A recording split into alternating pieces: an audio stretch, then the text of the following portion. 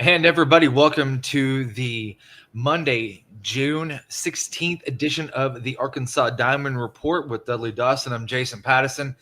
We got an 870 boy that brought that wood day. Yeah, even this Newport boy will give the shout out to the Batesville boy.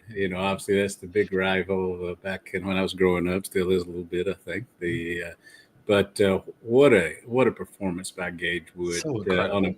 on a big stage with his team heading home if he doesn't do well against Cinderella. I guess the clock struck midnight, but boy, that boy made him a lot of money today. He probably moved up several slots in the Major League Baseball draft and getting shout outs from Patrick Mahomes and Pat McAfee and Pat Morita for all I know.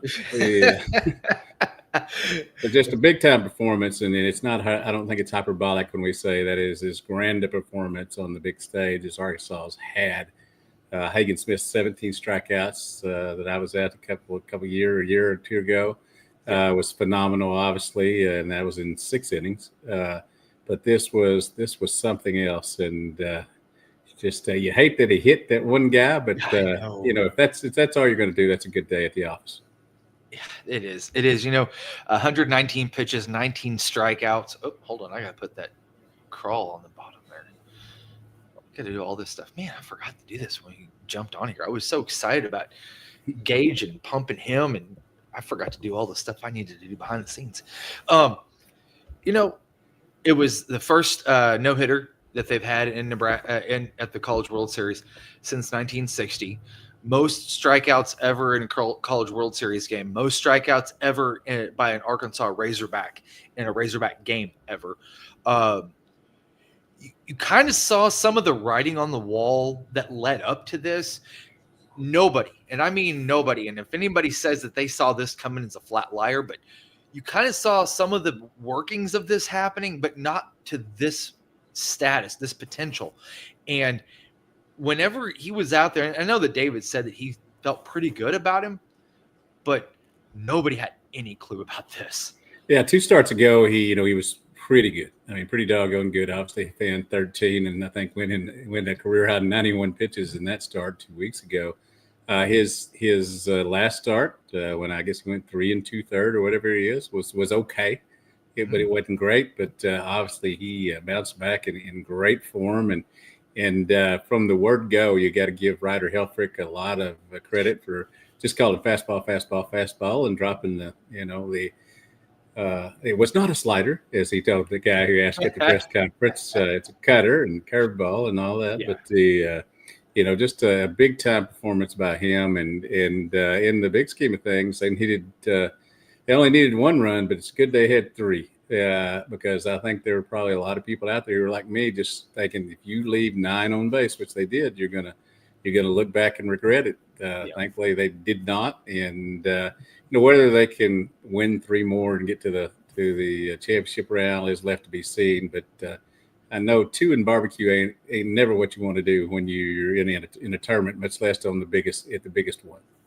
Yep, and taking on a Murray State team, because you and I had 2 different perspectives. You watched it, I listened to it.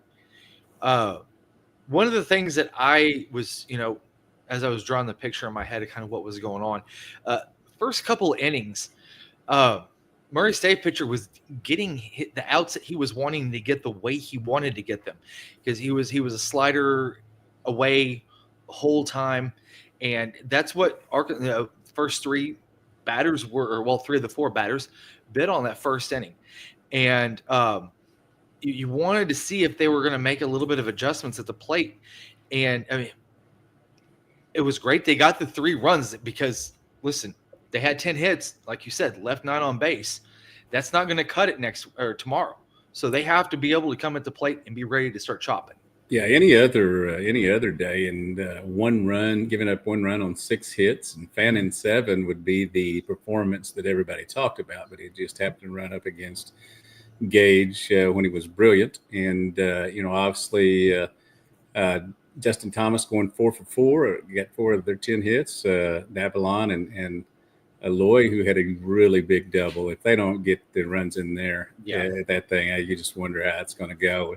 And all the momentum and energy that Gage Wood and Arkansas had might have let down. So, just a tremendous effort by them, as you said. Now you look and see what's going to happen tomorrow night. Is it Aiden Jimenez? Is it Landon Vitacheese? Is it the whole bullpen, which I figure it probably is, but you probably, are going to start one of those first two guys I talked about. Or Will McIntyre's been in that spot. He's pitched on that mound.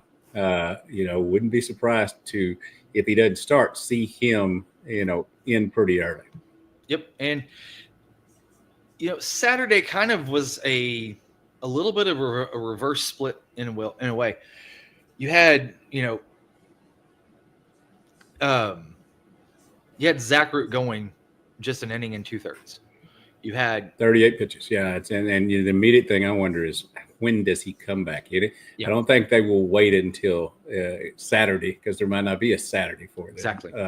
But I don't think you can rush him back too quick. Now, that was more like a bullpen that they talk about, that they throw and all that.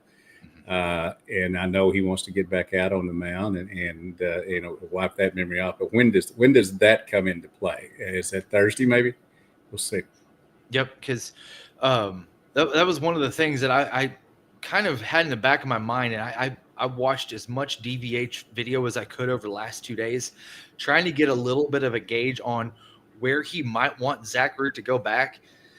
He didn't give any indications, and that tells me that there might be something in store if there is a second game going against LSU. If Arkansas, if they're able to go against whoever it happens to be tonight and win, and then the next game after that. At that point, you have him on probably 4 to 5 days rest where he could come back and maybe give you 6 or 7 innings, because with them not using the bullpen today and Dave talking about maybe having to Johnny Holstaff it tomorrow, you just might think that you see Gage go maybe on that 5th game. Well, the important thing is you have to win each day, and you have to play that game to win each day. You can't be holding anybody back. Obviously, you can't rush Root back. Yeah. You can't, he's got a first round draft grade, early second round, something like that.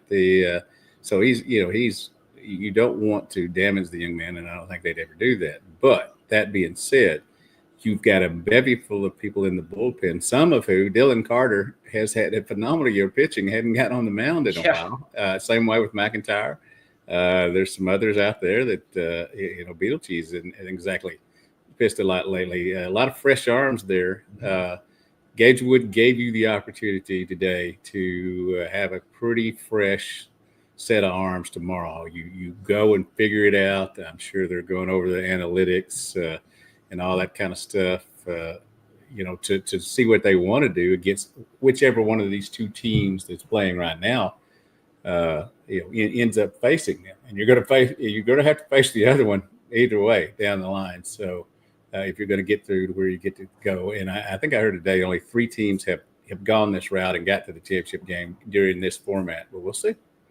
And it's a little bit of I don't want to say prognosticating, maybe some foreshadowing. Oregon State 2018 took this exact very route to win the national championship. Could it be Arkansas's time? Maybe this is the way to kind of cleanse the spirits in a way, and get back to that championship game. Give themselves a chance, because the bats have got to come. They have to, and you started to see it pick up a little bit after they were silent against Cade Anderson Saturday night, which he had an incredible game. But I think that Arkansas is going to make some adjustments. I'd love to see them get some more reps at the plate, which we're going to see tomorrow. Well, the one thing we know is that Arkansas is not going to face Cade Anderson again, because if they get to Saturday, then LSU didn't get to Saturday. And if LSU gets to Saturday, Arkansas didn't get there.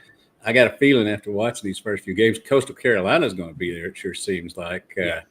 24, 25 games in a row now. Got to give them a lot of credit. They've it's not a power name, but it's a power baseball program. And they have looked the best of anybody, I think, so far. And if I was a betting man, which I'm not, because I'm not a rich man, for one reason, but I would suspect that Coastal's going to be there on Saturday for whoever comes out of the other bracket that Arkansas, LSU are in, and Murray State just went home. And Arizona, I guess, went home as well. So there's a few fan bases pulling out now. Not Arkansas. I wonder if that intern still has a job. And the Arizona is challenging the ruling. It was overturned. I'm getting a little tired, man, of this hit by pitch deal. You're either in the box and you get hit, or you lean in and you get hit. I think that's maybe 6 or 7 they've had of those now, and 3 of them I think have been overturned. I thought today that the guy dropped his elbow, but he was still in the box. And I don't blame Dan Sitka at all for being upset about that. But there have been some others that have happened during this tournament that I just don't like the rule. I mean, if you're in the box and it's a ball and you get hit, you don't have to get out of the way. Now, if you lean into, I think softball has the rule better going than baseball does right now. They really do. And I also think that the umpires that do run those games in softball, I think they do a better job than baseball does. I feel like sometimes in baseball, things are so bang bang that I'm not saying it's on the forebrain. Maybe it's in the back of their mind that I'm going to make this call, but it's good chance it might get reviewed. Do I want to make the call or what? And I think that is sometimes can play into the ruling because things happen so quickly. Well, I also think that getting together all the umpires, they're right after it happens, they get together. It's cool. I mean, y'all look like you're doing something, but you all know that the team is going to challenge it. So he goes in there and he says, "Do you have anything?" You have no. Well, if I had anything, I'm not going to overrule you. Because we got review and all that. So, and then they do the challenge, and then they have been very inconsistent, I think, so far in that. But imagine that. Well, and you add in the human element, the human element of error, and it feel like maybe back 20, 30 years ago that they may have had better crews calling games, even though they didn't have the option of going back to look at it. I feel like sometimes the older school guys really got it down because they didn't have those reliabilities of, okay, we're just going to let it go down to, let a guy in a truck let us know what was actual ruling. These guys were still on an island on their own. They had to make their own calls. And I feel like it's kind of aided and kind of hampered some of these umpires too. Yeah, a couple things. Number one, LSU just scored again to go up 5-3 in the third inning, I guess it is. As everybody probably knows, the loser of this game plays Arkansas at 6 tomorrow night. Yep. The loser of that game will go home. The winner of this game, obviously, is set up pretty with 2 wins and would have to be beaten Wednesday and Thursday to not keep them from getting Saturday. But also, one of the things I think umpires, for the most part, do a great job. Obviously there's a lot of missed calls. We can talk about Angel Hernandez and some of the major league umpires who are not really good. And Arkansas has a few, college umpires they've gotten into it with over the years. But I do think, and I want to stress that I'm not laying this all on the umpires. The umpires are calling the rules as they are written these days. Everybody tries to reinvent the wheel, no matter what job it is. And in baseball, while I fought against things like the 20-second clock and throwing over twice and all that kind of stuff, it's made the game better. I've come to the realization that the game's been quicker. There are more fans. 2.5 hour game today. Yeah. So that happens when you got 2 really good pitchers going. But I do think that those are good things. Now I know that. I'm the next rule I'm rooting for. If you want to change something in college, change the throwing over rule. There's two times, just like the major leagues do, and then let them steal. Let that become part of the game again. Yep. And I think that was something that, Tony Vitello could sit there and say, hey, I'm going to wear this rule out like he did last or weekend before last. I don't blame him with the pitcher that he has, his second pitcher, because he couldn't keep anybody close. Yep. So he threw over and over. I want to kind of touch on this for just a second because do you think that there might be a Carson Bowles sighting here before too long? Because Kahil Aloy, I mean, the kid's trying the best he can, but he is just not having a lot of luck at the plate here lately. It might be something that they try. Although his stated DVH's stated thing is if you try something new at this point, you don't want them to think you're panicking and all that.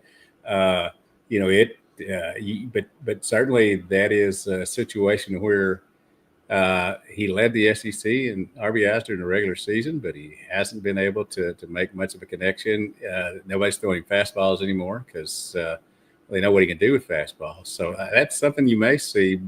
But now you're, 7 games into the postseason and you haven't changed yet. So does he just stick with it? We'll see.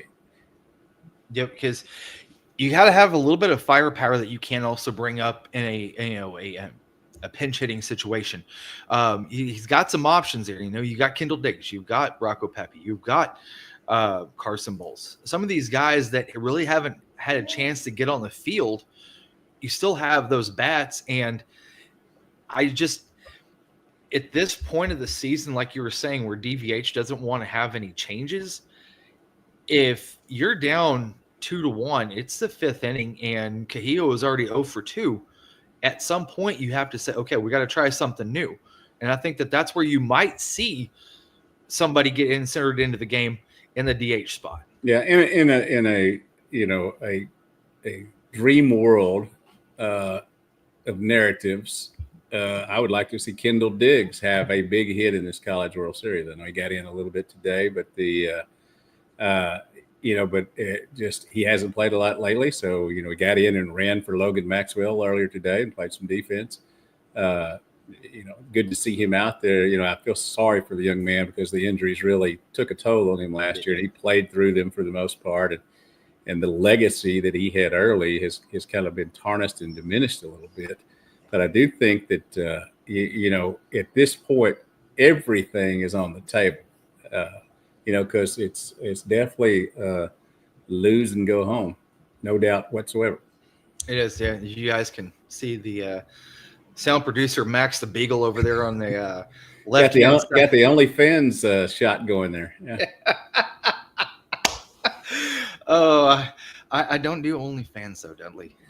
I don't do OnlyFans, but Tatum does it. Tatum does only Frenchies. So bringing a lot of money in here lately. So. Hey man, if I can find an Only Beagles, I'll sign my dog up and let him just get after it, But I want to look at the performances today. Charles Davlin, he 2 for 4 at the plate today. He had a walk, 2 Ks, but he also had an RBI and he scored a run. The top 2 of the lineup and then the bottom 2 of the lineup, which were the most productive today. We were waiting to kind of see Vahiva kind of start to power out of that slump he's had here the last couple of weeks. He was 2 for 5 with an RBI as well, and then was on the third one right to the shortstop. He was as DBH said in the post game. That's not where they usually play him. The kid just happened to be there on that, so give him credit on that. And also, I think that might have led to some of the unfamiliarity of them just playing straight up versus kind of how you see some of these teams that have played Arkansas before and how they shade. Like you said, it just happened to hit straight to him. Reese Robinette, he was 1 for 4. He scored a run. He did have 3 strikeouts today, but he also had the home run on Saturday. So, I mean, you're getting some pop from the bottom. And then, like you said, Justin Thomas Jr., 4 for 4 today, 1 run. The guy, I know that he got caught stealing, but I'm going to tell you what, if he hadn't have slipped, if he just had not slipped, he would have been on second. Davlon back at the top of the order. I think that you might have saw a big inning from Arkansas. Well, I thought that was a good chance to take, actually, especially with the way your pitcher was throwing, and you want to get him one more if you could. And obviously stole 4 or 5 bases today, the only time they were thrown out. I think that as we saw in the LSU-Arkansas game, small ball can help you. Oh yeah. when you're facing a big time pitcher such as Kate Anderson or Gage Wood, uh, whoever you send out there. And I come obviously obviously this Cardinal fan, the early '80s with Whitey Ball and Yep. all of that, and running all over the base pass. So I still am enamored with that sort of game. It's why guys like O'Neill Perez and Oni Cruz, excuse me, and some others are, getting some run in the major leagues now because they're bringing sexy back with stolen bases. Yeah. And that was one of the things that we had talked about preseason was that Arkansas was going to have a lot of speed on the base path. And then you didn't quite see it because, Dave and Matt Hobbs and also Nate Thompson talked about it. And the game plan may not have been for small ball with this team. And so they kind of, reverse course a little bit. Arkansas still has the ability to manufacture some runs off of some small ball just because of the sheer speed that they have in that lineup. Now, That being said, they are doing a really good job, and I agree with you. They are doing a really good job of going from first to third. Did that a couple of times a day, or taking an extra base on a throw. Lloyd gets into second today on a single because they threw the ball to the wrong base. Everybody knows, and they tell you all the time, throw it into second, keep the double play in order. exactly. And, with how things kind of went down Saturday with LSU, I went back and I rewatched it again. And I tried to dissect it the best I can. And really, honestly, it wasn't that Zach Root was not missing terribly. He was just missing the corner or just wasn't getting that call. Led to the two walks, the blue, the bunt and no man's land. And then you have the bloop to left that Chuck couldn't get to. The small things like that lead to a 3-run inning. It's not the demise of Zach Root. It was just the fact that they kind of got a little lucky that inning. Yeah, and obviously, him hitting the guy in the back, hitting the foot, and the two walks, and then the perfect bunt. We've seen some really nice bunts during this thing. We are now seeing a tarp rollout on the field at the College World Series. So I would hate for them to get pushed to tomorrow and screw everything up. Yeah, that would just be just awful. yeah. So, but yeah, I mean, there's been and the ballpark is both coaches talked about today, and as the others have since then. Before then, that ballpark doesn't allow you to hit a lot of home runs, and you can get a lot done if you get some in the gap, or you can get the ball down with a bunt, take that extra base. It's cavernous. Yep, and I've been using that word that you've used here the last couple of times that I've been on because that's an accurate depiction of that outfield of how large it is. And this lineup is too good to have 3 straight games going against a pitcher that a third or a fourth line pitcher in such a big ballpark, and they not be able to finally hit a few balls on the screws, get it to the wall. That's where I think that Arkansas can really make their hay on this, because you can only keep a team down as far as how many good hitters DVH has in this lineup down for so long before they the pure talent just starts to take over. Will it happen tomorrow? Don't know. But there is going to be a moment here probably within the next 24 hours where you're going to start to see somebody hit one on the screws. And then all of a sudden it starts to become contagious, because that's what happens in a lineup. Yeah, and my wife Petra was asking me earlier, who did I think Arkansas needed to play tomorrow, which is her way of saying, she uses we, of course, since she's a fan. But and I said, well, y'all need to play. I think UCLA. I think LSU's a better team. You've got history with LSU. They've won 3 or 4 this year. UCLA might be running out of pitching. I think that's the way you want to go. But you're still going to have to beat both teams. You're going to have to beat one of them twice. So you still got a road to hoe, as they said. But I would think that it would be probably better for Arkansas if LSU wins this game in regards to tomorrow's game. Maybe not the rest of the tournament, though. Yep. But I will play devil's advocate on this for just a second. And the reason why is because, would you rather face LSU knowing that you have to beat them twice? Or would you rather face LSU knowing that you only have to beat them once, seeing UCLA and some of their pitching that they have? The one of the things that UCLA has, as we've noted in this tournament and read a lot, they have guys that come out of the bullpen. They have 10 guys they have thrown in over 17 games. They don't call it a starter, but they have guys who go out and then they bring everybody in. I don't know. I see your point, and it certainly could be the case. You would obviously like to if you're playing LSU to knock them out. I mean, think of some guys to shut up. Just off of that. But you're going to have to win whoever's in front of you, and you can lose one more game the rest of this tournament, and if you do it has to be Sunday or Monday. So I mean that's your deal. So. Yep. And I personally would like to face LSU knowing that you only have to beat them once to knock them out of the tournament. And because a team like LSU, you don't want to give them any momentum. It's because they have got great guys, at least 1 through 6 on that lineup, maybe 1 through 7, that can have some pop in their bat, that can do some damage in the alleys. UCLA, on the other hand, I think that it would be easier. I think it would be an easier road for Arkansas to get to a national championship series, having to beat UCLA twice, because that's a tall task. You've already lost to LSU 3 or 4 times this year. You don't want to have to ask them to beat them twice. Yeah, the big thing, and I agree with you on that, but the big thing I think is taking care of your own business. They cannot go 2 for 10 or whatever it was with runners in scoring position. Yeah, it doesn't matter who they're playing. They're going to have to hit the ball better than they have these first 2 games, and they're going to have to hit the ball like they have all season. And they have faced 2 pretty good pitchers, but at the same time, they've also chased pitches that they normally wouldn't. To be honest, they've hit into some tough luck, but that's just part of the game. I just was kind of sitting here thinking about this for just a second, and would it be, and I know that Dave has kept this same lineup the exact same way it's been for at least 4 to 5 weeks now, maybe longer. But what would it be like if you moved Kehoe up a little bit, kind of insulate him around, kind of like what you had with Vahiva and Nolan before Nolan got hurt?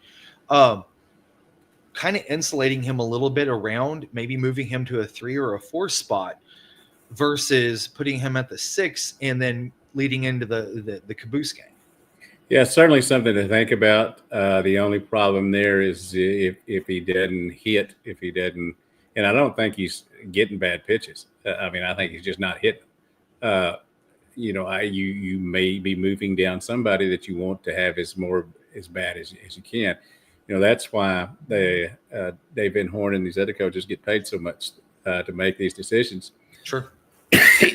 And why we get paid so little to comment on them. Yeah, comment on them. Certainly, I've watched millions and millions of baseball games, but I don't think I know more than the coaches. However, I do have opinions, and I know one thing: they have the availability of more data to them than I do, even though I can do a really good Google search. Oh yeah, I mean, hey, Dr. Google can be your best friend sometimes. Just saying. He's got a PhD, got also a MD, and anything else that you can throw in there that has a doctorate level program. I'm sure you can get Dr. Google in there and give him a diploma. But if you guys do have any questions for us, comments, concerns, throw those out there. We'll go over those here over the next couple minutes while we're still here. Again, Arkansas wins 3-0 against Murray State, knocks them out of the College World Series. Gage Wood has the game of his freaking life today. 119 pitches, 19 strikeouts, no hitter. I don't know what else. I love the fact that Darren McFadden was out there tweeting that, he brought that wood, and Gage brought that wood today. And that was, I think that it didn't take a lot of people by surprise, the fact that he did great today. It was the way that he did it. It was such a dominating fashion. Yeah, Dan Wright spent time in Batesville as well. Was an Arkansas pitcher that obviously did really well, but I think that's the best Arkansas the best Batesville performance from an Arkansas pitcher before. I was actually doing some research. Rick Mundy, he would be your most famous baseball player ever from Batesville. Former Los Angeles Dodger, and now he calls games for the Dodgers too. Yeah, Mark Martin, your most famous race driver from there. Yep. So. Yep. If you guys have any comments, questions, throw those up there really quick while we are still here. Arkansas will play the loser of the UCLA LSU game. It looks like it's in rain delay right now. I know that there was supposed to be some pretty ugly storms, hail, lightning, wind that was supposed to be moving into the area this evening. And like you said, Dudley, wouldn't that just be so sad if LSU and UCLA had to move that stupid game, start that thing tomorrow at morning, 10 a.m. Yep, and make the loser play twice? That would be such a disadvantage, possibly. Yep. That's people have to deal with weather all the time, and you won the game, so you had to play Tuesday night, or was it Monday? I'm confused. It's Monday, isn't it? Yeah. Monday. You won. You had to play Monday in the night game, so that's just a chance you take there. With that being said, too, how is that going to affect the other side of the bracket too? That's another thing that they're going to have to look at. Yeah, they've certainly had weather delays there before. I've been through plenty of them while up there. It's just part of the deal. The problem here right now is you've got Mr. Everson from LSU and the UCLA pitcher now will sit around for a while. Can you bring them back out, or are they done for the night? Both are legitimate major league prospects, and now they're just going to have to deal with this. Now I say that they'll probably take the tarp off in 5 minutes and That's about the way it goes too, because you start to sit there and you kind of start to daydream just a little bit, and then it's like, oh crap, here we go. Okay, I got to start it back. Here we go. All right, well, everybody, I want to thank you guys for joining us this evening. Dudley and I will be back on Monday. Now, if there's a show next Monday, we might have to move it up. Yeah, because it would be at 7:00 on next Monday. They would have a game. So. Yep, we would have to be me, you, and the two puppies. Oh yeah, we'd have to accommodate for that. I can, and the game is. What we probably should do, and it's we'll talk about it and get back with the fans and all that. But what we should probably do is, if there is, do it Sunday night, because the game's Sunday. Whoever's playing, I mean, if Arkansas is still alive, and obviously that's a big if. Yeah. The game will be at 2:00 on Sunday.